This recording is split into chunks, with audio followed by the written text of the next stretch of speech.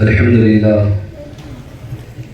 لله وحده والصلاة والسلام على من لا نبي بعد أما بعد أعوذ بالله من الشيطان الرجيم بسم الله الرحمن الرحيم إن ينصركم الله فلا غالب لكم وإن يخذلكم فمن ذا الذي ينصركم من بعده وعلى الله فليتوكل المؤمنون اللهم نور قلوبنا بالقرآن وزين أخلاقنا بالقرآن وادخلنا الجنة بالقرآن ونجنا من النار بالقرآن ربنا افتح بيننا وبين قومنا بالحق وأنت خير الفاتحين صدق الله العظيم وصدق رسوله النبي الأمين الكريم ونحن على ذلك لمن الشاهدين والشاكرين والحمد لله رب العالمین۔ بارے توحید کے مت والوں، غوث اعظم کے جانثاروں، آئیے کچھ عرض معروف سے قبل ہمراہ کو مل کر انیس بے کسا چارہ ساز درد مندہ وقار دو جہاں سرور کون و مکا مالک این و عام ہم غریبوں کے غم گسار سید ابرار و اخیار دونوں عالم کے مالک و مختار انیس الغریبین مراد المشتاقین جانی عالمین شفیع المذنبین فخر آدم و بنی آدم خلیفۃ اللہ اعظم باعث ایجاد عالم منبع جود و سخا صلح کائنات کے شمس الدہا شام کائنات کے بدر الدجا محمد عربی روح فدا صلی اللہ تعالی علیہ وسلم کی بارگاہ میں جس طرح سے میں پڑھاتا ہوں میرے ساتھ مل کر پڑھیے الصلاۃ والسلام علیک یا رسول اللہ، الصلاۃ والسلام علیک یا حبیب اللہ، الصلاۃ والسلام علیک یا نبی اللہ، صلی اللہ تعالی علیہ وسلم۔ برادران ملت اسلامیہ، خطبہ مسنونہ کے بعد میں نے جس آیت کریمہ کی تلاوت کرنے کا شرف حاصل کیا، اللہ رب العزت سے دعا ہے مجھے حق کہنے، آپ کو حق سننے، ہم سب کو اس پر عمل کرنے کی توفیق عطا فرمائے۔ آج انشاءاللہ اس مختصر وقت کے اندر آپ کے گوشے گزار یہ باتیں عرض کروں گا کہ اللہ کی مدد کب آتی ہے۔ بہت اہم موضوع ہے اور دھیان سے سننے والا موضوع ہے، کیونکہ آج ہر کسی کو اللہ کی مدد کی ضرورت ہے، چاہے وہ انفرادی طور پر ہم ہوں یا اجتماعیت کے طور پر ہو، ہر حال میں مسلمانوں کو اللہ کی سخت ضرورت ہے، اللہ کی مدد کی سخت ضرورت ہے۔ اور یاد رکھنا مسلمانوں، اللہ کے مدد کے بغیر کوئی کامیاب ہو نہیں سکتا، اللہ کی مدد کے بغیر کوئی کامران ہو نہیں سکتا۔ اللہ تبارک و تعالیٰ نے ارشاد فرمایا إِن يَنْصُرْكُمُ اللَّهُ فَلَا غَالِبَ لَكُمْ وَإِن يَخْذُلْكُمْ فَمَنْ ذَا الَّذِي يَنْصُرْكُمْ مِنْ بَعْدِهِ وَعَلَى اللَّهِ فَلْيَتَوَكَّلِ الْمُؤْمِنُونَ کہ اگر اللہ مدد کرے تو کون ہے جو تمہیں نیچا گرا سکتا ہے، کون ہے جو تم پر غالب آ سکتا ہے، اور اگر اللہ گرا دے تو پھر کون ہے جو تمہیں اٹھا سکتا ہے۔ برادران ملت اسلامیہ، جب ہمارا یہ عقیدہ مضبوط ہے اور ہر مومن کا یہ عقیدہ ہونا ہی چاہیے کہ اللہ کے علاوہ کوئی نفع و نقصان کا مالک نہیں ہے، تو پھر مومنین کو کیا چاہیے؟ آگے اللہ تبارک و تعالیٰ نے فرمایا وَعَلَى اللَّهِ فَلْيَتَوَكَّلِ الْمُؤْمِنُونَ، تو مومنین کو چاہیے کہ اللہ پر بھروسہ کرے، اللہ پر توکل کرے۔ برادران ملت اسلامیہ، یاد رکھنا آج ہم ناکام اس لیے ہیں، آج ہم کامیابی سے دور اس لیے ہیں کیونکہ ہم اس طرح سے اللہ پر بھروسہ نہیں کرتے جیسا کہ اللہ پر بھروسہ کرنے کا حق ہے۔ اللہ پر بھروسہ کرنے کا حق کیسا ہے؟ تو آقا علیہ الصلوۃ والسلام نے ارشاد فرمایا کہ اگر بندہ اللہ پر اس طرح بھروسہ کرے جس طرح سے اس پر بھروسہ کرنے کا حق ہے، تو آقا علیہ الصلوۃ والسلام ارشاد فرماتے ہیں کہ اللہ تبارک و تعالی اسے ایسے روزی عطا فرمائے گا جیسے پرندوں کو روزی عطا کی جاتی ہے۔ غور کیا آپ نے اس جملے پر؟ پرندوں کو کس طرح سے اللہ روزی عطا فرماتا ہے؟ کبھی آپ نے دیکھا کہ پرندوں نے اپنے گھونسلوں کے اندر کوئی فریج کا انتظام کیا ہو؟ کوئی ایسی چیز ہے اس کے گھونسلے میں کہ جس میں کوئی چیز، کوئی دانہ اس کا سیفٹی سے رہتا ہو، جس کو وہ ذخیرہ کر کے رکھتا ہے؟ آپ گواہی دے گی کہ ایسا نہیں ہے، بلکہ پرندے صبح جب نکلتے ہیں اپنے گھروں سے تو بھوکے ہوتے ہیں، لیکن شام کو جب اپنے گھروں کو واپس جاتے ہیں تو بھوکے نہیں ہوتے ہیں بلکہ پیٹ بھر کر واپس جاتے ہیں، بھر پیٹ واپس جاتے ہیں۔ برادران ملت اسلامیہ، ماننا پڑے گا کہ اللہ تبارک و تعالی انہیں وہاں سے روزی عطا فرماتا ہے کیونکہ وہ لوگ مکمل طور پر اللہ پر بھروسہ کرتے ہیں۔ میرے آقا علیہ الصلوۃ والسلام نے فرمایا کہ اگر کوئی بندہ اسی طرح اللہ پر بھروسہ کرے گا جس طرح سے بھروسہ کرنے کا حق ہے، تو پھر اللہ تبارک و تعالی اسے وہاں سے روزی عطا فرمائے گا جہاں اس کا گمان بھی نہ جاتا ہو۔ برادران ملت اسلامیہ، جس طرح پرندوں کو روزی دی جاتی ہے اس طرح اس کو روزی دی جائے گی۔ آپ جانتے ہیں، یہاں ایک بات واضح کرنا چاہوں گا، اللہ پر بھروسہ کرنا ہے لیکن اسباب کے ساتھ، ذریعے کے ساتھ۔ اگر اسباب کو چھوڑ کر آپ کہو گے کہ میں اللہ پر بھروسہ کرتا ہوں تو یہ اللہ پر بھروسہ کرنا نہیں ہوگا۔ اس کی بھی تشریح حدیث شریف میں آتی ہے۔ آقا علیہ الصلوۃ والسلام سے ایک صحابی نے عرض کیا تھا، یا رسول اللہ صلی اللہ تعالی علیہ وسلم، یہ بتائیے کہ میں اپنے اونٹ کو باندھ کر اللہ پر بھروسہ کروں یا اونٹ کو چھوڑ کر اللہ پر بھروسہ کروں؟ تو آقا علیہ الصلوۃ والسلام نے فرمایا کہ اونٹ کو باندھو اور پھر اللہ پر بھروسہ کرو، یعنی پہلے اسباب کو اختیار کرو اور پھر اللہ پر بھروسہ کرو۔ اور یاد رکھنا، آپ اگر یہ سوچتے ہوگے کہ آپ اللہ کی راہ میں نکل جاؤ گے، اللہ کو راضی کرنے کی کوشش میں نکل جاؤ گے اور اللہ کو راضی کرنے لگ جاؤ گے اور آپ کو ابتدا میں ہی مدد آئے گی اللہ کی، تو ایسا نہیں ہوگا۔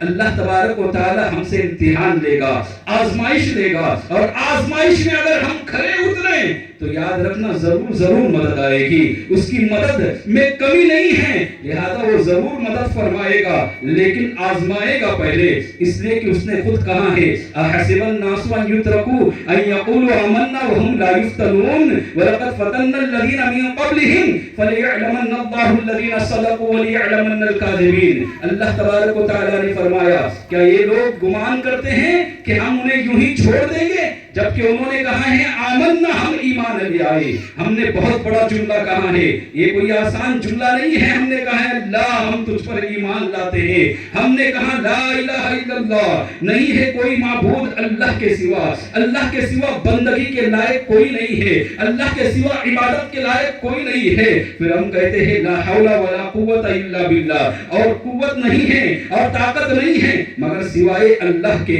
برادران ملت اسلامیہ، اسی پر بس نہیں بلکہ ہم اللہ پر ایسے یقین رکھتے ہیں، ہم کہتے ہیں لا موجود الا اللہ، لا مشہود الا اللہ، اللہ کے سوا کوئی موجود نہیں، اللہ کے سوا مشہود کوئی شاہد نہیں۔ برادران ملت اسلامیہ، جب ہم سب کچھ اللہ کو ہی مانتے ہیں، ہماری طاقت، ہماری قوت سب کچھ اللہ ہی کی طرف سے ہے، تو پھر اللہ پر بھروسہ بھی اتنا ہونا چاہیے۔ پھر وہ ہمیں آزمائے گا، اور یاد رکھنا جب آزمائش کے آخری منزل پر پہنچو گے، آخری حد میں رہو گے، تو پھر اللہ مدد بھیجے گا، غیر سے فرشتوں کے ذریعے آپ کی مدد کی جائے گی، ہماری مدد کی جائے گی۔ آپ سوچیں کہ ابتدا میں مدد آ جائے تو ایسا نہیں ہوگا۔ آپ ذرا جناب ابراہیم علیہ نبی کے علیہ السلام کا وہ مشہور واقعہ سماعت کر لے کہ جب حضرت ابراہیم علیہ نبی کے علیہ السلام نمرود سے مناظرہ کرتے ہیں، نمرود نے کہا تھا اذ قال ربی الذی یحیی، حضرت ابراہیم نے کہا تھا اذ قال ربی الذی یحیی و یمیت، کہ میرا رب وہ ہے جو مارتا اور جلاتا ہے۔ تو نمرود نے کیا کیا، दो कैदियों को बुलाया, एक को रिहाई मिलने वाली थी, एक को फांसी की सजा होने वाली थी। जिसको फांसी की सजा होने वाली थी उसको छोड़ दिया और जिसको रिहाई मिलने वाली थी उसको कत्ल कर दिया। वो समझा नहीं कि जनाब इब्राहिम अलैहिस्सलाम क्या कहना चाह रहे हैं, क्या बताना चाह रहे हैं। यानी हकीकत में अल्लाह वो है जो पैदा करता है और जो मारता है। बिरादरान मिल्लत इस्लामिया यानी मौत जो देता है और जो पैदा करता है वो अल्लाह है। ये हजरत इब्राहिम अलैहिस्सलाम कहना चाह रहे हैं, लेकिन वो नादान समझ ना सका, वो समझा नहीं और उसने दो कैदियों के साथ नारवा सलूक किया और उन पर जुल्म किया। जिसको सजा देनी थी उसको छोड़ दिया और जिसको छोड़ना था उसे सजा दिया। और फिर कहने लगा देखो ये काम तो मैं भी कर सकता हूँ। उसने क्या कहा, क़ाल अना उह्यी व उमीत। अगर यही काम अल्लाह होने की दलील है, यही काम रब होने की दलील है, तो ये काम तो मैंने भी किया है। मैं भी मारता जिलाता हूँ। देखो जिसको फांसी होने वाली थी उसको छोड़ दिया और जिसको रिहाई होने वाली थी उसको फांसी दे दी, उसको कत्ल कर दिया। तो हजरत इब्राहिम अलैहिस्सलाम ने कहा, क़ाल इब्राहिम फ़इन्नल्लाह यअती बिश्शम्सि मिनल मशरिक़ फ़अती बिहा मिनल मग़रिब। मेरा रब वो है जो मशरिक से सूरज निकालता है, तो मगरिब से निकाल कर दिखा। अब दूसरी दलील पेश की, कहा मेरा रब वो है जो मशरिक से सूरज निकालता है, तुम मगरिब से निकाल कर दिखा। फबुहितल लज़ी कफ़र वल्लाहु ला यहदिल कौमल ज़ालिमीन। कुफ्र हक का बक्का रह गया और अल्लाह तबारक व तआला ज़ालिमों को हिदायत नहीं देता। जब नमरूद मुनाज़रा हार गया और उसने सोचा कि बड़ी रुसवाई होगी, बहुत सारे लोग जनाब इब्राहिम अलैहिस्सलाम की मजबूत दलीलों को देखकर उनके साथ हो जाएंगे, तो उसने फौरन एक आग जलाने का हुक्म दिया। इतनी बड़ी आग थी, इतनी बड़ी आग थी। रिवायत में आता है कि जनाब इब्राहिम अलैहिस्सलाम को जलाने के लिए जो आग का इकट्ठा किया गया था, आग इकट्ठा की गई थी, उसका आलम ये था कि एक दिन दो दिन नहीं बल्कि मुसलसल एक महीने तक लोग आते जाते थे और उस घड़े के अंदर जहां आग जलानी थी, जो उस चार दीवारी के अंदर लकड़ियां डालते जाते थे। यहां तक के बहुत सारे लोगों ने मन्नतें मांगना शुरू कर दी थी कि अगर हमारा ये काम होगा तो मैं इतनी लकड़ियां ले जाकर वहां डालूंगा। किसी औरत ने कहा कि मेरा काम हो जाए तो मैं इतनी लकड़ियां ले जाकर वहां डालूंगी। बिरादरान मिल्लत इस्लामिया ये हाल होने लगा। यहां पर मन्नत की बात आई तो मैं आपको मन्नत की सही माना है, सही मफहूम है, वो भी बताता चलूं। हम मन्नत किसे समझते हैं और हकीकी मन्नत क्या है। हम ये समझते हैं कि मन्नत, क्योंकि इल्मी बातें भी होनी चाहिए, मसाइल का भी इल्म होना चाहिए। हम मसाइल को समझते नहीं, बड़ा गौर से सुनना मन्नत का मसला जो है। मुख्तसरन अर्ज करके फिर मैं अपनी बात को मुकम्मल करूंगा, आगे बढ़ाऊंगा कि मन्नत हम सिर्फ इसको समझते हैं कि किसी वली के मजार पर जाकर हमने कहा कि मेरा काम हो जाएगा, मैं चादर चढ़ाऊंगा, मेरा काम हो जाएगा, मैं यहां पर आकर नियाज बनाऊंगा, मेरा काम हो जाएगा, मैं वली के मजार पर पैदल जाऊंगा, है ना। यही मन्नत है कि नहीं हमारे नजर में, इसी को हम मन्नत समझते हैं। लेकिन ये हकीकी मन्नत नहीं है। याद रखना, मन्नत का ताल्लुक डायरेक्ट अल्लाह से होना चाहिए। मन्नत, हकीकी मन्नत वही है कि जिसका ताल्लुक अल्लाह से हो, वही मन्नत है। ये मन्नत उर्फी है। ये मन्नत को मैं नाजायज नहीं कहता, जायज है। अगर कोई जायज मन्नत मांगे तो जायज है, मन्नत नाजायज नहीं है जो वलियों की हम मांगते हैं, लेकिन जायज होना चाहिए। अब इसको आप ईसाले सवाब कह सकते हैं। ये जो मन्नत, जो हम उर्फी मन्नत जो कहते हैं, इसको ईसाले सवाब कहा जा सकता है, मन्नत हकीकी नहीं कहा जा सकता। जानते हो वजह ये है कि मन्नत हकीकी सिर्फ अल्लाह के साथ मानी जाती है। वो कैसे कि अगर आप ये कहें मेरा काम हो जाएगा तो मैं इतनी रकात नमाज अदा करूंगा, क्योंकि नमाज किसके लिए पढ़ी जाती है? अल्लाह के लिए। मेरा काम होगा तो मैं अल्लाह की राह में इतना सदका करूंगा, मेरा काम होगा तो अल्लाह की राह में मैं जानवर को ज़बह करूंगा और वो लोग गरीबों में गोश्त तकसीम करूंगा। बिरादरान मिल्लत इस्लामिया, ये मन्नत मांगी जाए कि मेरा काम होगा तो मैं अल्लाह की राह में खैरात करूंगा, मेरा काम होगा तो मैं इतने इतने रोजे रखूंगा। ये मन्नत हकीकी मन्नत है। मन्नत जो है आजकल ऐसी ऐसी मन्नतें मांगने लग गए हैं लोग जो गैर शरई है, जो नाजायज भी है। वलियों के मजार पर जाकर पता नहीं क्या क्या मन्नत मांगते हैं। मैं धागा बांधूंगा, किसने कहा है इस तरह की मन्नत मांगने के लिए? मैं जंजीर पहनूंगा, ये किसने कहा है? ये नाजायज मन्नत वलियों के मजार पर भी दुरुस्त नहीं है। वो मन्नतें उर्फी जो की जाती है, मानी जाती है, वो उसकी हैसियत सिर्फ ईसाले सवाब की है। ईसाले सवाब ही है वो। وہ ایصال ثواب وہی کیا جائے گا جس سے ثواب ہوگا. کہ آپ کے زنجیر بھننے سے، آپ کے دھاگا بھننے سے مزار پر جا کر کیا آپ کا ایصال ثواب ہونے والا ہے؟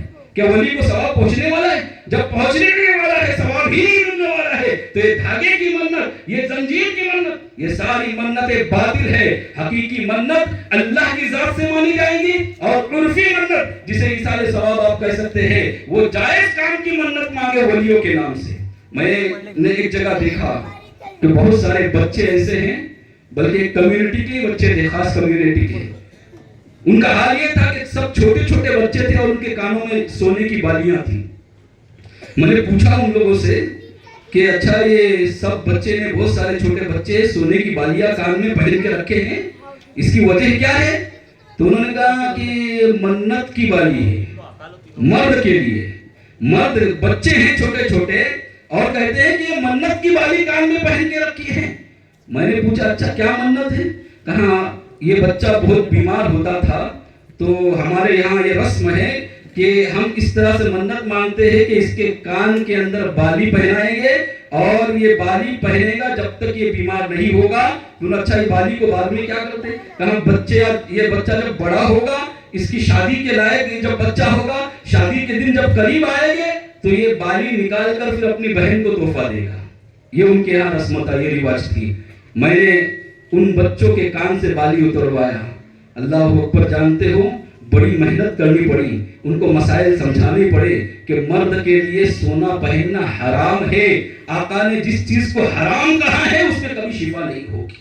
لیکن ایسا عقیدہ ان کے دلوں میں رچ بس گیا تھا، ایسا رچ بس گیا تھا عقیدہ کہ جانتے ہو ایک لڑکا پھر میرے پاس آیا واپس، تو میں نے دیکھا اس کے گلے میں رومال ہے. میں نے کان سے تو نکالا میرے ڈر سے، تو گلے میں رومال تھا. میں نے کہا گلے میں رومال ہے تو یہ کیا ہے، کیا پہن کے آیا ہے؟ تو اس نے کہا کہ آپ نے کان سے نکالنے کے لیے کہا نا، بچہ بیمار ہو جائے گا، میں بیمار ہوگا، اس لیے میری امی نے اسے رومال کے اندر باندھ کر گلے میں رومال پہنا دیا ہے. یہاں تک کہ جہالت ہے. ایسی منتیں ہم مانتے ہیں. میں نے کہا کہ نکال دے اس کو بھی، انشاءاللہ تو بیمار نہیں ہوگا. اور اللہ کی ذات سے امید ہے، مجھے بھی بھروسہ تھا، کیونکہ میرے آقا علیہ الصلوۃ والسلام نے فرمایا ہے حرام چیزوں میں اللہ نے شفا نہیں رکھی ہے. تو میں نے اس حدیث رسول کے تحت اس سے سختی کے ساتھ اتروایا اور کہا کہ سنو تم اتارو انشاءاللہ، 3 مہینے تک تو تم بیمار نہیں ہوگے. اور اللہ کا ایسا فضل ہوا کہ 3 مہینے تک وہ بیمار نہیں ہوا. بہت سارے لوگوں نے اس رسم سے توبہ کی اور ان لوگوں نے ان چیز کو چھوڑ دیا. تو عرض کرنا مقصود یہ ہے کہ جو ولیوں کے مزارات پر جا کر خرافات کرتے ہیں، اس کا نام منت نہیں ہے. جو عورتیں بھیجتے ہیں، عورتیں بے پردہ گھومتی ہیں، اس کا نام منت نہیں ہے.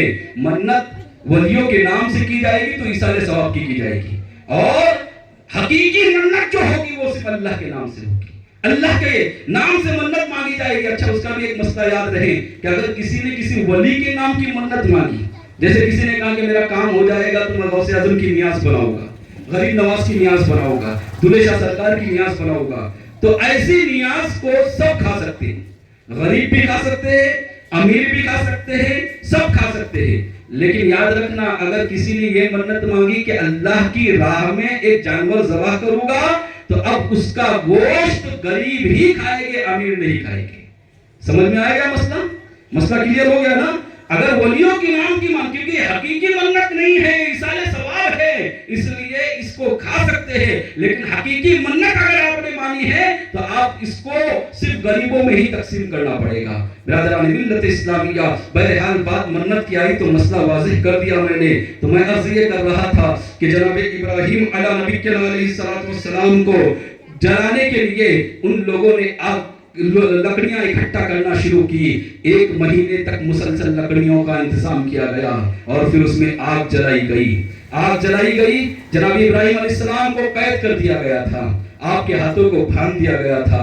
میں عرض کرنا چاہتا ہوں، اگر مدد آنی ہوتی، ابتدا میں مدد آنی ہوتی، تو ہوتا یوں کہ جناب ابراہیم علیہ السلام کو جو لوگ قید کر رہے تھے، جو لوگ باندھ رہے تھے، ان پر کوئی آفت آ جاتی اور سب کے سب مر جاتے، تباہ و ہلاک ہو جاتے. لیکن ایسا نہیں ہوا.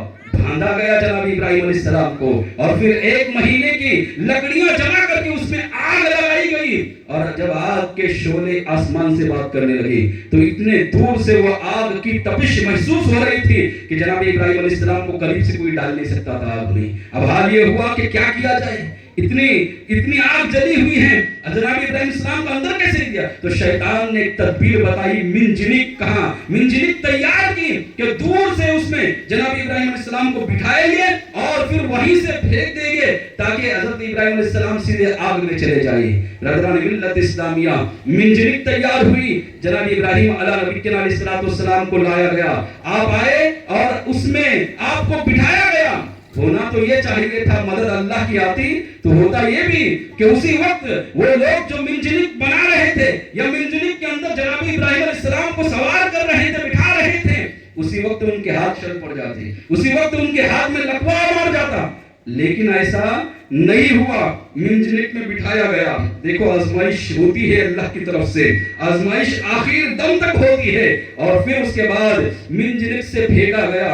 जैसे ही फेंकना चाह रहे थे, जनाब इब्राहिम अलैहिस्सलाम को आग में डालना चाह रहे थे, हाल ये हुआ आसमान पर फरिश्तों की चीखें निकल गई, कहां मौला, जब इस दुनिया के अंदर इस वक्त रुए जमीन पर तेरा नाम लेने वाले तन्हा जनाब इब्राहिम है, और उन्हीं की नस्ल से तो नबी आखिरुज़्ज़मा को जलवागर फरमाने वाला है, नबी आखिरुज़्ज़मा उन्हीं की नस्ल में आने वाले हैं। और आज हाल ये है कि उन्हें आग में फेंका जा रहा है, अगर वो ना रहे तो फिर क्या होगा? तो अल्लाह तबारक व तआला ने फरिश्तों से कहा, ठीक है जाओ, तुम मेरे इब्राहिम खलील से कह दो कि वो अगर तुम उनकी मदद करना चाहते हो और अगर वो तुम्हारी मदद लेना कबूल करे तो तुम जाओ और उनकी मदद करो। अल्लाहु अकबर। अभी आग में फेंका जा रहा था, आग में डाला जा रहा था, हवा का फरिश्ता आया, जनाब इब्राहिम अलैहिस्सलाम से कहने लगा कि अल्लाह के खलील, अल्लाह के नबी, अगर आप हुक्म दे तो मैं ऐसी हवा चलाऊंगा कि इसी वक्त आग जो है सारे नमरूदियों को जलाकर खाकिस्तर कर देगी, ये आग पूरे नमरूदियों को जलाकर राख कर देगी। जनाब इब्राहिम अलैहिस्सलाम ने कहा कि मुझे तेरी कोई हाजत नहीं है, मुझे तेरी कोई जरूरत नहीं है। फिर पानी का फरिश्ता आया, बारिश का फरिश्ता आया, उसने कहा अल्लाह के खलील, अब अगर इजाजत दे इतनी बारिश बरसा होगा कि सारी आग बुझ जाएगी। जनाब इब्राहिम अलैहिस्सलाम ने कहा कि तेरी भी मुझे हाजत नहीं है, तेरी मदद की मुझे जरूरत नहीं है। फिर हजरत जिब्राइल अलैहिस्सलाम आए, जब आग में बिल्कुल डाला जा रहा था, हजरत जिब्राइल आते हैं और कहते हैं कि अल्लाह के खलील, मैं आपकी कुछ मदद कर सकता हूँ इस वक्त।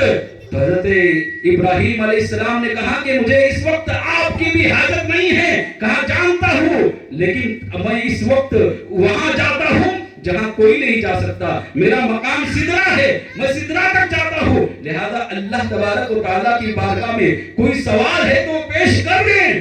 तो हजरत इब्राहिम अलैहिस्सलाम ने कहा कि अल्लाह जानता है, रब्बे जलील जानता है कि उसका खलील किस हाल में है, अल्लाह जानता है इब्राहिम किस हाल में है। अगर वो मुझे आग में जलाकर राजी है तो इब्राहिम भी जलकर राजी होगा, और अगर वो मुझे बचाने पर राजी है तो इब्राहिम भी बचने पर राजी होगा। कहा मुझे किसी चीज की जरूरत नहीं, मेरा मौला जिसमें राजी है मैं भी उसमें राजी हूँ। राजा मिल्लत इस्लामिया, मदद पहले भी आ सकती थी लेकिन आखिरी वक्त तक आजमाया गया। आजमाइश में जब खड़े उतरे और अल्लाह पर मुकम्मल भरोसा हुआ, अल्लाह पर मुकम्मल यकीन हुआ, तवक्कुल अल्लाह पर मुकम्मल तौर पर कायम हुआ, तो अल्लाह तबारक व तआला ने जैसे ही जनाब इब्राहिम अलैहिस्सलाम आग में गिरते हैं, अल्लाह ने फरमाया कुल्ना या नारु कुनी बरदन व सलामन अला इब्राहिम, हमने कहा ए आग इब्राहिम पर सलामती वाली हो जा और ठंडी हो जा। ब्रदरान मिल्लत इस्लामिया, जब आखिर वक्त था, जब कहा गया कि हजरत इब्राहिम अलैहिस्सलाम पर है आग ठंडी भी हो जा और सलामती वाली भी हो जा। मुफस्सिरीन ने लिखा है कि यहाँ पर दो लफ्ज इस्तेमाल हुए हैं, ठंडी होना और सलामती वाली होना।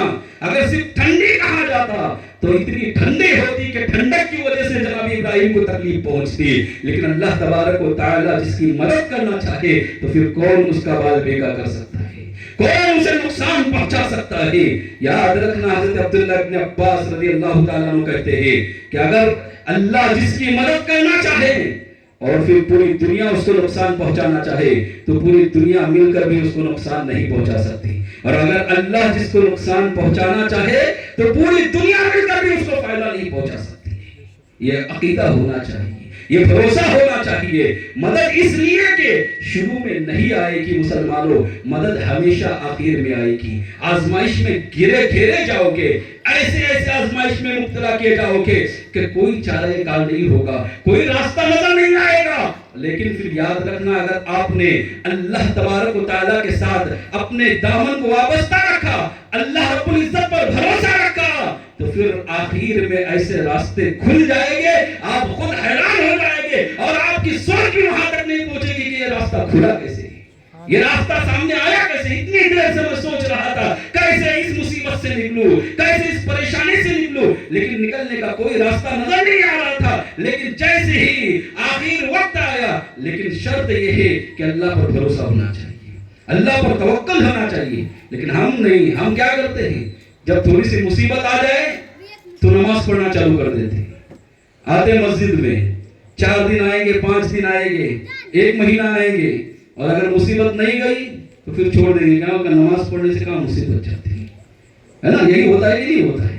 1 مہینہ پڑھیں گے، 2 مہینے پڑھیں گے، اور پھر سوچیں گے نہیں۔ مسلمانوں، استقامت ہونا چاہیے، استقامت حاصل کرو۔ اس وقت تک رب سے مانگتے رہو کہ اللہ مجھے یقین ہے ایک نہ ایک دن تیری مدد ضرور آئے گی، ایک نہ ایک دن تو مدد ضرور کرے گا، کیونکہ ابتدا میں مدد نہیں آئے گی۔ راجہ ملت اسلامیہ بہت سارے ایسے لوگ ہیں جو مصیبت آتی ہیں تو پھر انہیں اللہ یاد آتا ہے، اور جب تک مصیبت نہیں آتی ہے، یاد نہیں آتی ہے، تو اللہ بھی یاد نہیں آتا ہے۔ برادران ملت اسلامیہ، اسی لیے کسی عقل مند نے کہا تھا کہ آج کے دور میں اللہ کو دل سے یاد کرنے والے مسجد میں کم ہیں، ہاسپٹل کے اندر زیادہ ہیں۔ اور آپ تصدیق کریں گے اس بات کی، آپ کو ماننا پڑے گا۔ آپ خود سوچیں کہ ہاسپٹل کے اندر اگر کوئی مریض آپ کا بیمار ہوتا ہے اور اس کی کنڈیشن بہت خراب ہوتی ہے، تو آپ جتنا دل سے ہاسپٹل میں اللہ کو یاد کرتے ہیں کہ اتنا دل سے مسجد میں یاد کرتے ہیں؟ اتنا دل سے مسجد میں آنے کے بعد اللہ کو یاد کیا جائے؟ حال تو یہ ہے کہ نماز پڑھی جیسے تیسے پڑھی، بس بھاگنا ہے مسجد سے راہ فرار کا اختیار کرتا ہوں۔ جمعہ جائیں گے، اور جمعہ جانے کے بعد بھی حال یہ ہے کہ جمعہ کی جیسی سلام پھیری دعا تک کے لیے نہیں رکے گے، بس ایسے بھاگیں گے مسجد سے، ایسا لگتا ہے کہ پنجرے میں قید کر دیا گیا تھا اور یہاں سے بھاگنا ہے بس۔ برادران ملت اسلامیہ، اللہ کے رسول صلی اللہ علیہ وسلم نے فرمایا تھا المؤمن فی المسجد کالسمک فی الماء، کالسمک فی الماء، کہ مومن مسجد میں ایسے رہتا ہے جیسے مچھلی سمندر میں رہتی ہے، مچھلی پانی میں رہتی ہے۔ برادران ملت اسلامیہ، لیکن آج ہمارا دل مسجد میں نہیں لگتا۔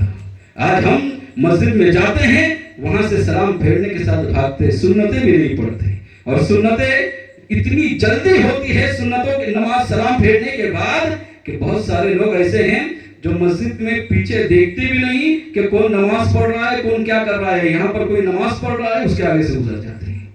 برادران ملت اسلامیہ، آقا علیہ الصلوۃ والسلام نے ارشاد فرمایا کہ نمازی کے آگے سے گزرنے والے کا گناہ اگر بتا دیا جاتا کہ اس کو کتنا گناہ ہوگا، تو تم 40 سال اپنی جگہ پر کھڑے رہنا گوارا کرتے، لیکن کسی نمازی کے آگے سے نہیں گزرتے۔ سوچو کتنی جلدی ہے ہمیں مسجد سے بھاگنے کی اور نمازی کے آگے سے گزرنے کی، کوئی پرواہ نہیں ہمیں۔ برادران ملت اسلامیہ، تو اللہ کو یاد کرو، دل سے یاد کرو، اللہ پر مکمل طور پر بھروسہ کرو، اللہ پر صحیح معنوں میں اللہ پر بھروسہ کرو، یقین کرو اللہ کی مدد ضرور آئے گی، اللہ کی مدد ضرور آئے گی۔ اور آپ سوچو گے ابتدا میں مدد آئے گی، تو پھر میں وہی کہتا ہوں، تاریخ اٹھا کر دیکھو اسلام کی، آپ دیکھیے اور انبیاء کرام کی تاریخ اٹھا کر کہیں پر بھی ابتدا میں مدد نہیں آئی، پہلے آزمائش کے دور سے گزارا گیا ہے اور پھر اس کے بعد اللہ کی مدد آئی ہے۔ جناب عیسیٰ علیہ نبی کے علیہ السلام، کیا آپ نے ان کا واقعہ نہ سنا؟ ان کی والدہ کی مدد اللہ نے کیسے فرمائی؟ حضرت عیسیٰ علیہ نبی کے علیہ السلام، ان کی والدہ حضرت مریم سلام اللہ علیہا بڑی نیک تھی، بڑی پارسا تھی، اتنی بارزہ تھی کہ کبھی کسی غیر محرم کی طرف نگاہ اٹھا کر نہیں دیکھی تھی اور غیر محرم کو قریب تک آنے نہیں دیا تھا. لیکن اللہ کی حکمتیں کچھ اور تھی، اللہ کچھ اور چاہتا تھا. لہذا ہوا یوں کہ اللہ تبارک و تعالیٰ کی طرف سے جبرائیل علیہ السلام آئے اور جناب مریم سلام اللہ علیہا کے پیٹ میں پھونک ماری اور جناب مریم کو حمل ٹھہر گیا. اب کوئی آسان کام تو نہیں تھا نا کہ ایک غیر شادی شدہ عورت کو حمل ٹھہرنا، یہ کوئی آسان کام نہیں تھا. وہ بھی اس عورت کو جو مسجد اقصیٰ کے اندر رہتی تھی اور وہاں کی خدمت کرتی تھی. برادران ملت اسلامیہ، اچھے لوگوں پر الزام بھی بڑے بڑے لگتے ہیں. اگر اچھا انسان چھوٹی سی غلطی کیا کر دے تو لوگ واویلا بھی بڑا مچاتے ہیں، شور شرابہ بھی بڑا کرتے ہیں. ہوتا ہے نا یہی. لہذا ہوا یوں ہی کہ لوگوں نے بڑی چھیڑی گوئیاں کرنا شروع کی، طرح طرح کی باتیں، اس طرح کی باتیں ہونے لگی. کوئی کیا کہنے لگا، کوئی کیا کہنے لگا. لوگ کہنے لگے مریم تمہارا باپ تو ایسا نہ تھا. اللہ اکبر. پھر جناب مریم سلام اللہ علیہا ایک جنگل میں گئی. جب 9 مہینے مکمل ہوئے تو وہاں جا کر جناب عیسیٰ علیہ السلام کا ظہور ہوا، آپ کی ولادت ہوئی. جناب عیسیٰ علیہ السلام کی جب ولادت ہوئی تو جناب مریم سلام اللہ علیہا بڑی پریشان ہو گئی کہ اب انہیں لے کر میں کیسے لوگوں کے سامنے جاؤں گی، کیسے لوگوں کے سامنے اسے پیش کروں گی. لوگ کیا کہیں گے، لوگوں کے سامنے اس بچے کو کیسے پیش کروں گی جبکہ میں نے کوئی گناہ نہیں کیا ہے، میں نے کچھ نہیں کیا ہے. اس کے باوجود بھی مجھے لوگوں کے سامنے شرمندگی ہوگی. میں لوگوں کے سامنے جواب دینے سے قاصر رہوں گی. مولا سے عرض کیا مولا تو ہی میری مدد کرنے والا ہے، مولا تو ہی میری حفاظت کرنے والا ہے، مولا تو جانتا ہے میں نے کوئی گناہ نہیں کیا ہے. اللہ اکبر. جناب مریم سلام اللہ علیہا کو اللہ تبارک و تعالیٰ نے فرمایا، قرآن عظیم میں اس واقعے کو نقل کیا گیا ہے کہ اللہ تبارک و تعالیٰ نے فرمایا کہ اے مریم تم جاؤ اور لوگوں کے سامنے جا کر کچھ مت کہنا، خاموش رہنا. اور جب لوگ تم پر الزام لگائیں گے، بہتان تراشی کریں گے اور طرح طرح کی باتیں کریں گے تو کچھ کرنے کی ضرورت نہیں. جناب عیسیٰ علیہ السلام کی طرف سے اشارہ کر دینا، صرف اشارہ کر دینا. فاشارت الیہ. جب لوگوں کے سامنے آئی اور لوگوں نے بھکتیاں کسی، لوگوں نے تانے دیے تو کچھ نہیں کیا. قرآن کہتا ہے فاشارت الیہ. انہوں نے جناب مریم سلام اللہ علیہا نے صرف حضرت عیسیٰ کی طرف اشارہ کیا تو ان لوگوں نے کہا قالوا کیف نکلم من کان فی المہد صبیا. یہ بچہ کیسے بول سکتا ہے، ابھی تو پالنے میں کھیلنے والا بچہ ہے، جھولے میں کھیلنے والا بچہ ہے، 4 دن کا بچہ ہے، یہ کیسے بولے گا. قالوا کیف نکلم من کان فی المہد صبیا. انہوں نے کہا تم اس کی طرف اشارہ کرتی ہو، یہ بچہ کیسے بول سکتا ہے. 4 دن کے جناب عیسیٰ علیہ السلام تھے. قرآن کہتا ہے اسی وقت انہوں نے کہا قال انی عبد اللہ آتانی الکتاب وجعلنی نبیا، کہ میں اللہ کا بندہ ہوں، اللہ نے مجھے کتاب عطا کی ہے اور مجھے نبی بنا کر مبعوث کیا ہے. سبحان اللہ سبحان اللہ.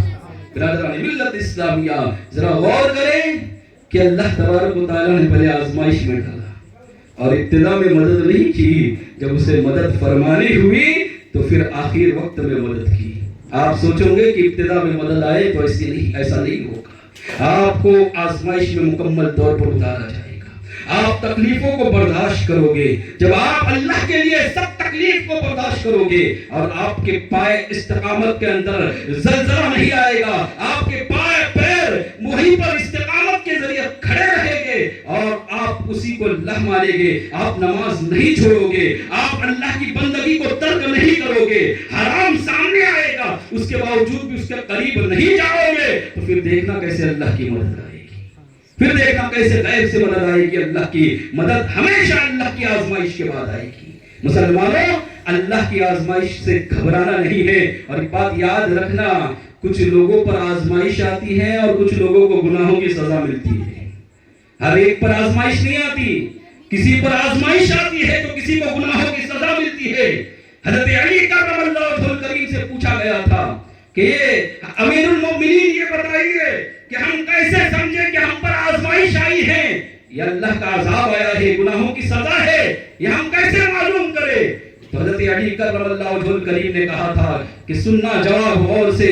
آزمائش آنے کے بعد، آزمائش میں مبتلا ہونے کے بعد اگر تم اللہ سے دور ہو جاؤ، اللہ کی رحمت سے دور ہو جاؤ، نماز سے دور ہو جاؤ اللہ کی بندگی سے دور ہو جاؤ تو سمجھ جانا کہ اللہ کا عذاب ہے، اور آزمائش آنے کے بعد اگر اللہ کی رحمت کے قریب ہو جائے گے، بندگی کرنے لگو گے، عبادت میں اضافہ کرو گے، نماز پڑھنے لگو گے، تو سمجھ جانا اللہ کی طرف سے آزمائش ہے۔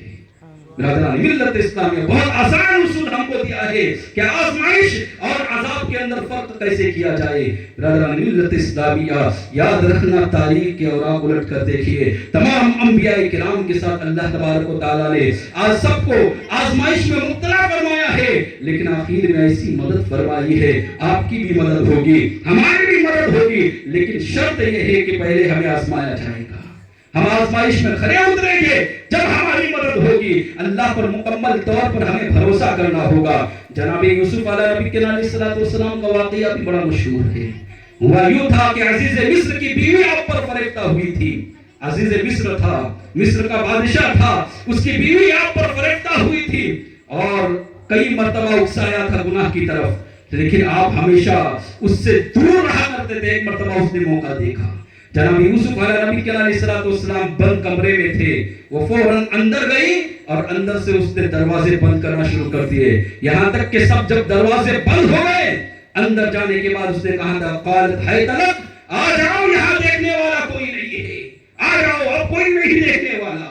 برادران ملت اسلامیہ، جناب یوسف علیہ نبی علیہ السلام نے کہا کہ تو کہتی ہے کوئی دیکھنے والا نہیں، قال معاذ اللہ، اللہ کی پناہ، تو یہ کہتی ہے کوئی دیکھنے والا نہیں، میرا رب وہ ہے جو بند کوٹریوں میں بھی دیکھتا ہے اور اجالے میں بھی دیکھتا ہے۔ میں تو اس کو اپنا رب مانتا ہوں جو چھپ کر گناہ کرنے والوں کو بھی دیکھتا ہے اور اعلان گناہ کرنے والوں کو بھی دیکھتا ہے۔ برادران ملت اسلامیہ، جناب یوسف علیہ نبی علیہ السلام جب اس سے بچ کر بھاگنے کی کوشش کرنے لگے، اس نے پیچھے سے دامن پکڑ کر کھینچنا چاہا، پیچھے سے دامن پھٹ گیا۔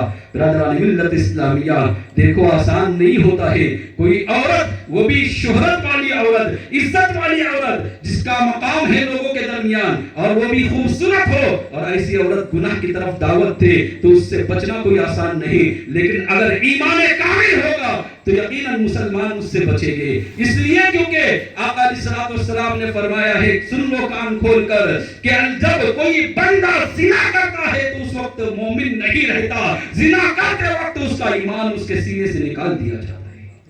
یعنی کوئی مومن زنا کر ہی نہیں سکتا، مومن ایمان کی حالت میں زنا ہو ہی نہیں سکتا، کیونکہ جب وہ زنا کر رہا ہوتا ہے تو اس وقت اس کا ایمان نکال دیا جاتا ہے۔ برادران ملت اسلامیہ، لہذا جناب یوسف علیہ نبی علیہ السلام، روایت میں آتا ہے، دو الگ الگ روایت ہے، میں ایک بیان کرتا ہوں اس میں سے، کہ اس کمرے کے اندر ایک چھوٹا سا بچہ تھا۔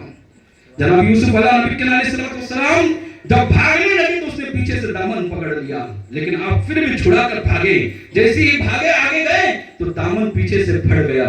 برادران ملت اسلامیہ، اور جیسے ہی اب تھوڑی آگے گئے تھے کہ عزیز مصر کے خاندان والے جو ہیں وہ بھی سامنے سے آ گئے۔ اب جب دیکھا عزیز مصر کی بیوی نے کہ معاملہ تو بہت خطرناک ہے، روم بند تھا، ابھی کھولا گیا ہے اور اس میں سے ہم دونوں نکل رہے ہیں، اور ایسی صورت میں ان لوگوں نے سامنے سے دیکھ لیا ہے، تو پھر ہوا یوں کہ وہ پریشان ہو گئی کہ اب کیا کیا جائے، ساری عزت چلی جائے گی، جو عزت بنا کے رکھی سب کے سب ختم ہو جائے گی۔ اور عورت اس کام میں بڑی مکر فریب سے بھی کام لیتی ہے، کیونکہ لوگوں کی حمیت جو ہوتی ہے، لوگوں کی حمایت جو ہوتی ہے وہ عورت کی طرف زیادہ ہوتی ہے ایسے معاملات کے اندر۔ تو ہوا یوں کہ اس نے پھر کہا، شور شرابہ کرنا شروع کیا اور کہنے لگی کہ انہوں نے جناب یوسف پر الزام لگایا کہ انہوں نے میری عزت پر ہاتھ ڈالا ہے۔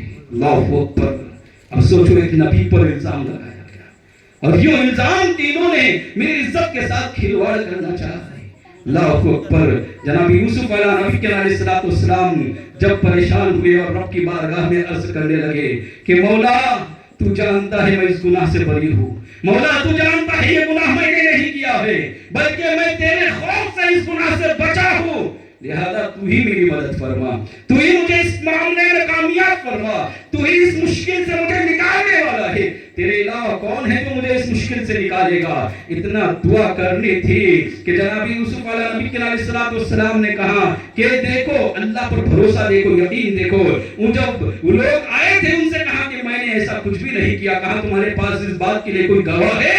قرآن کہتا وہ شہید شاہد من اہلہا، جب اس سے گواہ مانا جائے ان کے اہل والوں نے، ان کے گھر والوں نے گواہ مانگے، وہ شہید شاہد من اہلہا.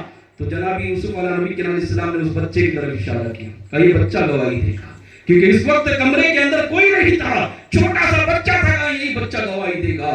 برادران ملت اسلامیہ، اللہ تبارک و تعالیٰ نے اس بچے کو قوت گویائی عطا فرمائی، بولنے کی طاقت عطا فرمائی. اس نے کہا تھا ان کانا قمیصہ قد من قبل فصدقت وهو من الكاذبین. یوسف علیہ السلام کی قمیص کو دیکھو، اگر وہ آگے سے پھٹی ہے تو پھر ہوا یوں ہے کہ یہ جو عزیز مصر کی بیوی ہے یہ سچی ہے. ان کانا قمیصہ قد من دبر فقدرت وهو من الصادقین. اور اگر قمیص پیچھے سے پھٹی ہے تو یوسف سچے ہے اور عزیز مصر کی بیوی جھوٹی ہے. فلما رأى قمیصہ قد من دبر، جب دیکھا گیا تو قمیص آگے سے نہیں پھٹی تھی، پیچھے سے پھٹی تھی. لوگ سمجھ گئے کیونکہ جو اپنے آپ کو بچاتا ہے اور پیچھے سے اگر کوئی عورت اس کو پکڑے گی تو قمیص پیچھے سے پھٹے گی، اور عورت اگر اپنا دفاع کرنا چاہے گی تو قمیص آگے سے پھٹے گی. یہ اس بات کی روشن گواہی تھی. لہذا لوگ مان گئے کہ عزیز مصر کی غلطی، عزیز مصر کی بیوی کی غلطی ہے، اور جناب یوسف علیہ نبی علیہ السلام اس معاملے میں سچے ہیں. برادران ملت اسلامیہ، تو عرض کرنا مقصود یہ ہے اللہ کی مدد آئے گی، لیکن شرط ہے کہ اللہ پر مکمل بھروسہ کیا جائے، اللہ پر مکمل یقین کیا جائے. توکل جتنا مضبوط ہوگا، اللہ پر بھروسہ جتنا مضبوط ہوگا، اور اللہ کا ڈر جتنا دل میں ہوگا، اللہ کی مدد اتنی زیادہ آئے گی. خود اللہ تبارک و تعالیٰ نے قرآن میں فرمایا وَمَن يَتَّقِ اللَّهَ يَجْعَلْ لَهُ مَخْرَجًا وَيَرْزُقْهُ مِنْ حَيْثُ لَا يَحْتَسِبُ. اگر کوئی اللہ سے ڈرتا ہے تو اللہ بے حساب روزی عطا فرماتا ہے.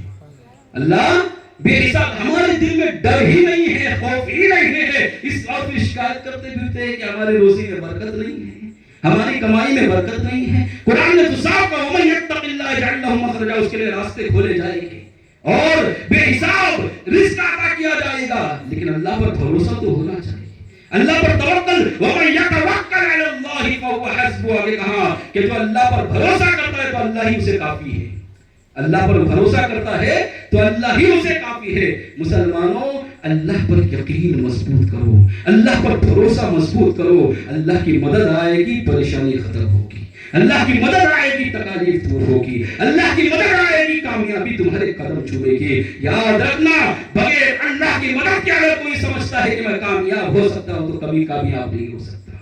اس لیے ہر کام کے اندر ہمیں سوچنا ہے، ہر معاملے میں ہمیں سوچنا ہے اور غور و فکر کرنا ہے کہ میں یہ کام کر رہا ہوں، اس میں اللہ کی مدد آئے گی یا نہیں آئے گی. اس کا بڑا فائدہ ہوگا. جانتے ہو کیا فائدہ ہوگا؟ اس کا فائدہ یوں ہوگا کہ اگر آپ نے ہر کام میں اس بات پر توجہ دی کہ اللہ کی مدد ہے یا نہیں ہے تو آپ ہر برے کام سے بچ جاؤ گے. کسی پر ظلم کرنا سوچو کے بارے میں سوچو گے تو فوراً خیال آئے گا کہ ظلم کرنے والے کے ساتھ اللہ کی مدد نہیں آتی، بلکہ ان اللہ مع الصابرین، صبر کرنے والوں کے ساتھ اللہ کی مدد آتی. یہی ہوگا کہ نہیں ہوگا؟ ہر برائی سے بچ جاؤ گے. کوئی بھی کام جب شروع کرنا ہے تو پہلے یہی سوچنا ہے اس کام میں اللہ کی مدد ہے یا نہیں ہے. آپ ہر برے کام سے بچتے ہوئے نظر آؤ گے. یہ ذہن بنا لو کہ اللہ کی مدد کے بغیر ہمیں کوئی کام نہیں کرنا. ہر کام میں ہمیں اللہ کی مدد چاہیے. بظاہر یاد رکھنا کہ آپ اللہ کی مدد کو چھوڑ کر ظلم کرو گے اور جبر تشدد کرو گے، سختیاں کرو گے، بے ایمانی کرو گے تو کچھ دیر کے لیے ہو سکتا ہے کہ آپ کچھ دنوں کے لیے خوشحال زندگی گزارو گے، لیکن یاد رکھنا جس دن رسی کھینچی جائے گی پھر نہ یہاں کے رہو گے نہ وہاں کے رہو گے. اس لیے اس کی پکڑ سے ڈرو. ان بطش ربک لشدید. قرآن کہتا ہے بے شک تمہارے رب کی پکڑ بڑی سخت ہے، بڑی سخت ہے اللہ کی پکڑ. اس کی پکڑ سے ڈرو، اس کی پکڑ سے کے بارے میں سوچو کہ میں کوئی کام کرنے جا رہا ہوں، اس کے اندر میری بھلائی ہے اور اللہ کی مدد ہے یا نہیں ہے. برادران ملت اسلامیہ، یاد رکھنا اگر ہم نے ایسا ذہن بنا لیا تو اللہ کی مدد بھی آئے گی اور ہم ہر غلط کام سے بچتے ہوئے نظر آئے گی. اللہ پر بھروسہ ہونا چاہیے، اللہ پر توکل ہونا چاہیے. لیکن نہیں مسلمانوں، ہم اللہ پر بھروسہ کم کرتے ہیں، اپنے دوستوں پر زیادہ کرتے ہیں. اور میں غلط نہیں کہہ رہا ہوں، میں ثابت کروں گا ابھی آپ کو. آپ کا بھروسہ، ہمارا بھروسہ اللہ پر کم ہے اور اسباب پر زیادہ ہے. اسباب پر زیادہ ہے ہمارا بھروسہ، اللہ پر کم. آپ کہیں گے وہ کیسے؟ تو ذرا سن لو. وہ بھی ایسے کہ جب آپ اپنے کاروبار میں مصروف رہتے ہو، آپ اپنے کام میں مصروف رہتے ہو اور مؤذن حی علی الفلاح پکارتا ہے، مؤذن پکارتا آؤ نماز کے لیے، آؤ کامیابی کے لیے، سچ کہنا کتنے لوگ ہیں جو کام کو چھوڑ کر نماز کی طرف آتے ہیں؟ کتنے لوگ ہیں جو اپنے دکان کو بند کر کے پھر مسجد میں آتے ہیں؟ کتنے ایسے لوگ ہیں؟ آپ یقیناً جواب دیں کہ بہت مختصر لوگ ایسے ہوں گے جو اپنا کاروبار سب چھوڑ دیتے ہیں، بس رب نے بلایا ہے، اب مجھے کچھ نہیں چاہیے، اس لیے کہ میرا بھروسہ رزق پر نہیں ہے، رزاق پر بھروسہ ہے، سبب پر نہیں ہے، خالق کے اسباب پر میرا بھروسہ ہے۔ یہ جب ہوگا جب آپ سب کچھ چھوڑ کر مسجد کا رخ کرو گے۔ کتنے لوگ کرتے ہیں؟ نہیں کرتے نا، کیونکہ ہمارا بھروسہ رزق پر ہے، ہمارا بھروسہ اسباب پر ہے، خالق اسباب پر ہمارا بھروسہ کمزور ہے۔ برادران ملت اسلامیہ، خالق اسباب پر اپنا بھروسہ مضبوط کرو، اتنا مضبوط کرو کہ پھر وہ ایسی جگہ سے روزی دے گا جہاں تمہارا گمان بھی نہ جاتا ہو۔ اب خود سوچو گے کہ میرا تو یہاں پر گمان بھی نہ تھا اور یہ میرا کام ہو گیا۔ سامنے کام آئیں گے آپ کے اور کام ہوتے ہوئے نظر آئیں گے، لیکن شرط ہے کہ رزق سے زیادہ رزاق پر بھروسہ ہونا چاہیے۔ اللہ روزی دینے والا ہے، اللہ رزق دینے والا ہے۔ جیسے ہی مؤذن پکارے حی علی الصلاۃ، سب کچھ چھوڑ دو اور مسجد کی طرف نکل جاؤ، کامیابی کی طرف، کیونکہ تم نے اور ہم نے یہ سمجھا ہے کہ کامیابی دنیا کمانے میں ہے، کامیابی دولت کمانے میں ہے، کامیابی پیسے کمانے میں ہے، لیکن مؤذن پکار پکار کر دن میں 10 مرتبہ کہتا ہے حی علی الفلاح، حی علی الفلاح۔ کامیابی پیسے اور دولت کمانے میں نہیں ہے، کامیابی مسجد سے جڑو وابستہ ہونے میں ہے۔ لیکن ہم کتنے لوگ جو اس پر بھروسہ کرتے ہیں؟ کتنا ہمارا یقین کمزور ہو گیا ہے۔ برادران ملت اسلامیہ، اعلی حضرت فاضل بریلوی، ابھی عرص ان کا گزرا، اگر ان کا تذکرہ نہ کرو تو توکل پر میری بات ادھوری رہے گی۔ اعلی حضرت فاضل بریلوی اتنا بھروسہ تھا اللہ کی ذات پر، ایسا بھروسہ تھا کہ اللہ کی ذات اور رسول کے فرمان کے سامنے پھر دنیا کی کوئی بھی چیز آتی تھی اس کو پسے پشت ڈالتے تھے، جو کچھ ہوگا وہی ہوگا جو میرا رب چاہے گا۔ یہ اعلیٰ حضرت فاضل، آپ نے صرف یہ سمجھ رکھا ہے کہ انہوں نے چند لوگوں کو کافر کہا تو انہوں نے اس طرح کے معاملات کے، نہیں، ان کا ہر معاملہ جداگانہ تھا، ہر معاملہ ان کا عرفہ والا تھا، ان کا مقام اتنا بلند و بالا تھا۔ جانتے ہو ایک مرتبہ آپ جو ہے پیلی بھیت شریف سے لے کر بریلی شریف کا سفر کر رہے تھے اور راستے میں ہوا یوں کہ مغرب کی اذان کا وقت ہوا، مغرب کی اذان کا وقت ہوا، لوگوں نے کہا حضور ٹرین جو ہے یہ ایک اگلے اسٹیشن پر رکنے والی ہے، لیکن اس کے رکنے کا وقت جو ہے وہ زیادہ نہیں ہے بلکہ 2 منٹ کے لیے رکنے والی ہے۔ اللہ اکبر۔ اعلیٰ حضرت فاضل بریلوی نے کہا پہلے وضو کر لو جلدی سے، جس کا وضو نہیں ہے ہم اسٹیشن پر اتر کر نماز ادا کریں گے۔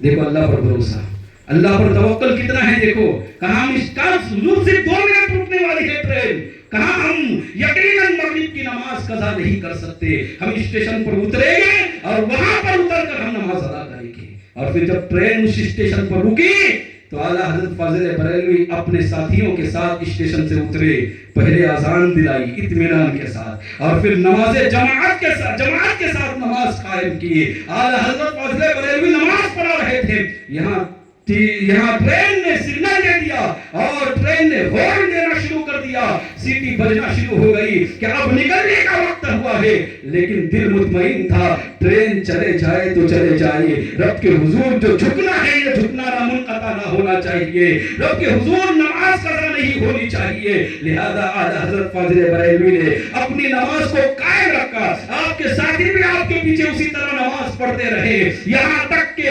ٹرین نکلنے کی کوشش کر رہی تھی لیکن آگے نہیں بڑھ رہی تھی۔ لوگ جمع ہوئے کہ آگے کیوں نہیں بڑھ رہی ہے ٹرین۔ ایک غیر مسلم تھا جو تھا وہ اندر سے دیکھ کر دیکھنے لگا اور اس نے دیکھا باہر جا کر تو اعلیٰ حضرت نماز پڑھ رہے تھے، اس نے پکار کر کہا دیکھو دیکھو مسلمانوں کا سنت جو ہے وہ نماز ادا کر رہا ہے اور مجھے یقین ہے کہ جب تک یہ نماز پڑھے گا ٹرین آگے نہیں جا سکتی۔ اور لوگوں نے اپنی آنکھوں سے دیکھا، اعلیٰ حضرت فاضل بریلوی نے مکمل یکسوئی کے ساتھ اطمینان کے ساتھ نماز ادا کی۔ نماز ادا کرنے کے بعد جیسے بھی ٹرین میں بیٹھے ٹرین چلنے لگی۔ برادران ملت اسلامیہ، اگر اللہ پر بھروسہ ہوگا تو پھر اللہ کی مدد ضرور آئے گی۔ اللہ پر یقین ہوگا تو اللہ کی مدد ضرور آئے گی. برادران ملت اسلامیہ، اللہ اور فرمان رسول پر اعلیٰ حضرت فاضل بریلوی کو تو اتنا یقین تھا کہ ایک مرتبہ بریلی شریف کے ارد گرد میں طاعون کی بیماری پھیلی ہے نا. ابھی جیسے کورونا کا مرض پھیلا تھا نا، اس وقت طاعون کی بیماری بڑی سخت تھی. اسی طرح کا تھا معاملہ، بہت سخت تھی. گلے کے اندر گٹھلیاں آتی تھی اور گردن کی طرف گٹھلیاں آتی تھی، آواز بند ہو جاتی تھی، مسوڑے کے اندر سوجن آ جاتی تھی اور اسی حالت میں دنیا سے انسان چلا جاتا تھا. بہت لوگوں کی موت ہوئی اس طاعون کی بیماری سے. بہت پھیلی تھی بیماری اس وقت. وہ برادران ملت اسلامیہ، اعلیٰ حضرت فاضل بریلوی کے بھی گردن کے حصے میں کچھ گٹھلیاں آئی اور آپ کے مسوڑوں میں سوجن آئی. کہاں طبیب کو بلاؤ، لوگ ڈر گئے. کہاں طبیب کو بلاؤ، کہاں طبیب کو بلایا گیا. طبیب نے چیک کیا. چیک کرنے کے بعد طبیب نے 6 سے 7 مرتبہ جملہ کہا، کیونکہ ایسی بیماری کا نام نہیں لیتے نا لوگ جلدی. وہ کہا کہ یہ وہی ہے، یہ وہی ہے، یہ وہی ہے. اس طرح کا جملہ اس نے کہا. یعنی اس کا کہنے کا مطلب یہ تھا کہ جو ہوا ہے یہ ساری علامتیں بتا رہی کہ گٹھلیاں بھی ہیں اور مسوڑے میں سوجن بھی ہے، آواز بھی نہیں نکل رہی ہے. تو انہوں نے فوراً کہا، وہ طبیب نے کہا کہ شاید یہ طاعون ہی ہے. اللہ اوپر 6 سے 7 مرتبہ جب سنا نا، اعلیٰ حضرت فاضل بریلوی کی آواز نہیں نکل رہی تھی لیکن نبی کے فرمان پر یقین تھا. طبیب سے کہنے لگے، طبیب سنو، تم کہتے ہو مجھے طاعون ہے، دنیا کی بہت ساری بیماریاں ہیں، کچھ بھی بیماری مجھے ہو سکتی ہے لیکن مجھے طاعون کبھی نہیں ہو سکتا. اللہ اکبر. لوگ حیران ہوئے. طبیب کو تھوڑا سا غصہ بھی آیا کہ میں بتا رہا ہوں، میں اتنا بڑا طبیب ہوں، اتنا بڑا ڈاکٹر ہوں اور بتا رہا ہوں کہ وہ طاعون ہے اور یہ کہہ رہے ہیں کہ طاعون نہیں ہے. تھوڑا ناراض ہو کر چلا گیا. جب چلا گیا نا تو آپ عشاء کی نماز کے لیے دیکھیے اعلیٰ حضرت فاضل بریلوی ایسے عالم میں بھی نماز قضا نہیں کی. کہتے ہیں کہ میں اس وقت امام کے پیچھے جب کھڑا رہا، جماعت کے ساتھ نماز پڑھی، امام کے پیچھے جب کھڑا رہا تو مجھے پڑھنے نہیں آ رہا تھا. پھر میں نے اللہ کا شکر ادا کیا، اللہ میں حنفی مسلک سے ہوں، یہ اللہ تیرا شکر ہے اس لیے کیونکہ اگر میں کوئی اور مسلک سے ہوتا تو امام کے پیچھے قرات کرنے میں بڑی دشواری ہوتی. حنفی مسلک میں امام کے پیچھے قرات نہیں کرنی. اچھا یہاں پر ایک مسئلہ ہو، یہ بھی واضح کر دوں. بہت سارے حنفی حضرات جو ہیں امام کے پیچھے پڑھنا شروع کر دیتے ہے نا. امام کی پہ جیسے امام نے نیت باندھی تو ہم بھی سورہ فاتحہ پڑھتے ہیں. خصوصیت کے ساتھ ظہر اور عصر کی نماز میں اور مغرب کی تیسری رکعت میں اور عشاء کی تیسری اور چوتھی رکعت کے اندر جب امام قرات نہیں کرتا تو بہت سارے حنفی حضرات جو ہیں وہ قرات کرتے ہیں، پیچھے قرآن پڑھتے ہیں. آپ کو قرآن نہیں پڑھنا ہے. یاد رہے مسئلہ، حنفی حضرات کو امام کے پیچھے قرات نہیں کرنی ہے. ہاں شافعی حضرات کو سورہ فاتحہ پڑھنی ہے اور دونوں کے پاس اپنی اپنی دلیلیں ہیں. میں اس موضوع پر نہیں چاہتا، صرف بتانا مقصود یہ ہے، مسئلہ سمجھانا چاہتا ہوں. بہت سارے حنفی غلطیاں کرتے ہیں. حضرت علی کرم اللہ وجہ کریم کی روایت ہے کہ میں اپنے منہ میں آگ کا گولا لینا پسند کروں گا لیکن امام کے پیچھے قرات کرنا پسند نہیں کروں گا. اس لیے حنفی حضرات سے میری گزارش ہے، چاہے وہ سری نماز ہو یعنی ظہر اور عصر کی نماز ہو یا پھر جہری نماز ہو، فجر مغرب اور عشاء کی نماز ہو، امام کی قرات کی آواز آ رہی ہو نہیں آ رہی ہو، آپ کو امام کے پیچھے قرات نہیں کرنی ہے. ہاں شافعی حضرات کو سورہ فاتحہ پڑھنی ہے. برادران ملت اسلامیہ، تو اعلیٰ حضرت فاضل بریلوی ایسے عالم میں بھی جماعت کو ترک نہیں کرتے ہیں، مسجد میں جا کر عشاء کی نماز ادا فرماتے ہیں. اور جب مسجد میں عشاء کی نماز پڑھ کے واپس آئے تو پھر کہتے ہیں کہ میرے ذہن میں آیا کہ مسوڑے کی تکلیف ہو تو آقا علیہ الصلوۃ والسلام نے فرمایا ہے کہ مسواک سے بہتر کوئی علاج نہیں. اور آپ خود حکیم بھی تھے، بہت ساری حکمت کی باتیں آپ جانتے تھے، لہذا آپ نے ایک صفوف تیار کیا اور مسواک سے اس صفوف کو کرنا شروع کیا. جیسے ہی اعلیٰ حضرت فاضل بریلوی نے مسواک کا استعمال کیا، سنت رسول کا استعمال کیا، تو اعلیٰ حضرت فاضل بریلوی کے منہ سے خون تھوڑا سا خون نکل آیا اور ابھی تھوڑی ہی دیر ہوئی تھی کہ اعلیٰ حضرت کو راحت محسوس ہونے لگی. اعلیٰ حضرت کی مسوڑی کی سوجن بھی رات تک ختم ہو گئی اور جب صبح بیدار ہوئے تو کیا دیکھتے ہیں گلے کے پیچھے کی گٹھلیاں بھی غائب ہو گئی ہے اور اعلیٰ حضرت کی آواز بھی نکل رہی ہے. برادران ملت اسلامیہ، لوگ جمع ہوئے اور اعلیٰ حضرت فاضل بریلوی نے کہا اپنے طبیب کو بلاؤ نا ذرا. وہ طبیب تو کہتا تھا وہی بیماری ہے، وہ بیماری کئی مہینوں تک چلتی تھی اور اچھا نہیں ہوتا تھا انسان. لہذا اعلیٰ حضرت فاضل بریلوی کہتے بلاؤ اس طبیب کو. وہ کہتا تھا طاعون ہے، میں نے نہ کہا تھا کہ مجھے طاعون نہیں ہو سکتا. پوچھا پوچھا گیا کہ حضور یہ تو بتائیے معاملہ کیا ہے؟ آپ کو جب طبیب نے کہا کہ تعاون ہے، اس کے باوجود بھی آپ کہہ رہے ہیں کہ مجھے تعاون نہیں ہو سکتا، اتنے آپ یقین کے ساتھ آپ کیسے کہہ سکتے ہو کہ آپ کو وہ بیماری نہیں ہو سکتی؟ کہا وجہ یہ ہے کہ میں نے آقا علیہ السلام کی وہ حدیث پڑھا ہوں کہ اللہ کے رسول صلی اللہ علیہ وسلم نے فرمایا کہ جب بھی کوئی کسی مریض کو دیکھ کر یہ دعا پڑھے گا الحمدللہ الذی اعطانی مما ابتلاک بہ وفضلنی علی کثیر ممن خلق تفضیلا، تو جس مریض کو دیکھ کر یہ دعا پڑھے گا تو قیامت اس کی زندگی میں کبھی بھی اس کو وہ مرض لاحق نہیں ہوگا۔ اور میں نے تعاون والے کو دیکھ کر یہ دعا پڑھی تھی، مجھے یقین تھا کہ طبیب کی بات غلط ہو سکتی ہے، اللہ کے حبیب کی بات غلط نہیں ہو سکتی ہے۔ برادران ملت اسلامیہ، یہ ہے توکل، یہ ہے یقین۔ اس یقین کی منزل پر جب تک فائز نہیں ہوگے، ایسا توکل جب تک ہمیں نہیں ملے گا، اللہ کی مدد نہیں آئے گی۔ اللہ کی مدد کے لیے آپ کو اللہ پر مکمل طور پر بھروسہ کرنا پڑے گا، اللہ کی ذات پر توکل یقین قائم کرنا پڑے گا۔ کر کے تو دیکھو اللہ کی ذات پر بھروسہ۔ اگر کوئی معاملہ درپیش ہے، دوستوں سے جا کر نہ کہو، امیروں سے مالداروں سے جا کر نہ کہو، کوئی کام نہیں آنے والا ہے۔ اب خود دیکھتے ہو زندگی کے اندر، دوستوں سے جا کر کہو گے، وہ دوست تمہاری تکلیف دور کرنے والا ہے۔ ارے 500 روپے آج کوئی ادھار نہیں دیتا ہے کسی کو، کیا مدد کریں گے دوست تمہاری؟ لیکن ہمیں اپنے دوستوں پر بڑا فخر ہے، بڑا ناز ہے۔ اور ہوتا یہ ہے کہ انسان جب کسی مصیبت میں مبتلا ہوتا ہے اور اگر اس کے دوست نے کہہ دیا کہ تو گھبرا مت، تیرے ساتھ میں ہوں، تیرا یہ کام کر دوں گا، ہے نا، تو بڑا پھر اپنی ساری تکلیفوں کو بھول جاتا ہے۔ آج تک گھر میں لوٹ رہا تھا تو حال یہ تھا کہ گھر کے اندر داخل ہونے سے پہلے چہرہ مرجھایا ہوا ہے، لیکن دوست نے حوصلہ دیا نا تو آج گھر میں خوش اور خراب ہو کر گھر پہ داخل ہو رہا ہے اور چہرہ حشاش بشاش ہے۔ گھر والے پوچھتے آج بڑے خوش نظر آ رہے، کہا میرے فلاں دوست نے، فلاں امیر نے، فلاں دولت مند نے، فلاں سرمایہ دار نے مجھے وعدہ کیا ہے کہ میں تیرا کام کروں گا۔ اور پھر ہوتا کیا ہے، آپ خود بھی جانتے ہو کہ جس دن وعدہ پورا کرنے کا وقت آتا ہے آپ اس کو فون کرتے ہو، آپ کا فون نہیں اٹھاتا ہے، آپ کا فون نہیں اٹھاتا ہے۔ اگر فون اٹھائے گا بھی تو جھوٹ بولے گا کہ میں گھر میں نہیں ہوں، میں باہر ہوں۔ یہ دوستوں کا، لیکن ان پر بڑا بھروسہ ہے۔ برادران ملت اسلامیہ، سچ کہتا ہو، بھروسہ کرنا ہے تو اللہ کی ذات پر کرو۔ اگر کوئی تکلیف ہے، نماز شروع کرو، اور اس لیے نہیں کہ 2 مہینے میں 4 مہینے میں تکلیف دور ہوگی، نہیں، بلکہ پڑھتے رہو۔ اگر تکلیف دور نہیں ہو رہی، تہجد شروع کرو، پھر بھی نہیں ہو رہی ہے، عشاء کے بعد سورہ واقعہ شروع کرو، اللہ کی بندگی زیادہ سے زیادہ کرتے چلے جاؤ، دیکھنا کچھ ہی دن گزرے گا کہ اللہ کی مدد آئے گی اور تکلیف دور ہو جائے گی۔ لیکن ہم نہیں، ہم دنیا داروں پر بڑا بھروسہ کرتے ہیں، دنیا کے لوگوں پر ہمیں بڑا یقین ہے کہ یہ ہمارا کام کرے گا۔ برادران ملت اسلامیہ، دنیا والے کام نہیں کریں گے، حقیقت میں اللہ رب العزت ہی تمہاری مصیبت کو دور فرمائے گا۔ اللہ پر بھروسہ ہونا چاہیے۔ آخری بات کر کے اعلیٰ حضرت کا آخری واقعہ بیان کر کے پھر میں اپنی بات کو مکمل کروں۔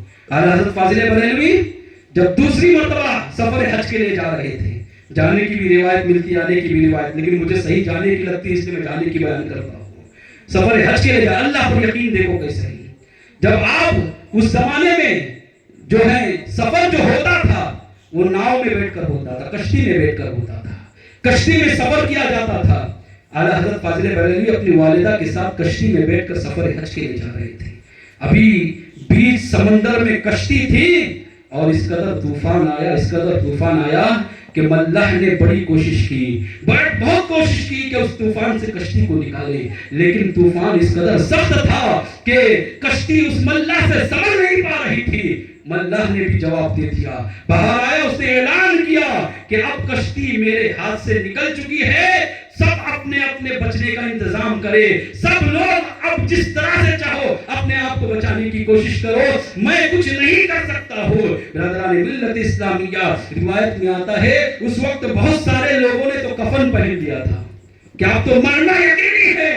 اعلیٰ حضرت فاضل بریلوی بڑے اطمینان سے بیٹھے تھے۔ ماں نے کہا بیٹا دیکھو ملا نے ہاتھ اٹھا لیا ہے اور یقیناً اب اس بھور سے، اس طوفان سے ہمیں کوئی نہیں بچا سکتا، لہذا تم بھی اب کچھ تیاری کرو، کچھ تو کرو۔ اعلیٰ حضرت فاضل بریلوی نے کہا ماں گھبرانے کی ضرورت نہیں، مجھے یقین ہے یہ طوفان کیا، اس سے بڑا طوفان بھی آئے گا تو ہمارا کچھ نہیں بگاڑ سکتا۔ اعلیٰ حضرت فاضل بریلوی کی والدہ سے انہوں نے کہا کہ ماں مجھے مسلم اللہ کی بات پر یقین نہیں ہے بلکہ مجھے رسول اللہ کی بات پر یقین ہے. اس لیے کہ آقا علیہ السلام نے فرمایا ہے جب بھی کشتی میں سوار ہونے لگو تو یہ دعا پڑھو بسم اللہ مجریہا ومرساہا ان ربی لغفور رحیم. تو اللہ تبارک و تعالی اس کشتی کو حادثات سے محفوظ فرمائے گا. میں نے کشتی میں سوار ہونے سے پہلے یہ دعا پڑھنی ہے. لہذا اعلی حضرت فاضل بریلوی اوپر جاتے ہیں اور نبی آخر الزمان صلی اللہ علیہ وسلم کی طرف لو لگا کر کہتے ہیں البحر علا والموج طغا من بیت سطوفا ہوش نورا مجدار میں ہو بگڑی ہے ہوا میری نیا پار لگا جانا. اور کہتے ہیں آنے تو یا ڈوبو اب تو تمہاری جانب آنے تو یا ڈوبو اب تو تمہاری جانب کشتی تمہیں پہ چھوڑی لنگر اٹھا دیے ہیں. لوگوں نے دیکھا کہ ابھی تھوڑی دیر ہوئی تھی کہ طوفان تھم گیا اور کشتی سلامتی کے ساتھ پار ہو گئی. برادران ملت اسلامیہ اعلی حضرت فاضل بریلوی کا یقین ہے, یہ توکل ہے اور مسلک اعلی حضرت کا نعرہ لگانے والوں اور اعلی حضرت سے محبت کرنے والوں اپنے یقین کو اسی طرح کامل کرو. اللہ کی ذات پر جتنا بھروسہ مضبوط ہوگا اللہ کی مدد اتنی زیادہ آئے گی. اللہ کی مدد چاہتے ہو تو اللہ پر بھروسہ کرنا ہوگا, اللہ کی ذات پر یقین کرنا ہوگا. جس دن ہم نے اس بات پر عمل کر لیا تو آپ خود دیکھو گے کہ وہاں سے مدد آئے گی جہاں ہمارا گمان بھی نہ جائے گا. اللہ تعالیٰ سے دعا ہے کہ میرے اس کہنے میں اگر کسی بھی طرح کی غلطیاں لفظیں خطائیں ہو گئی ہوگی میں توبہ کرتا ہوں. استغفر اللہ ربی من کل ذنب واتوب الیہ. اشہد ان لا الہ الا اللہ واشہد ان محمد عبدہ ورسولہ وما علینا الا البلاغ. السلام علیکم ورحمۃ اللہ وبرکاتہ.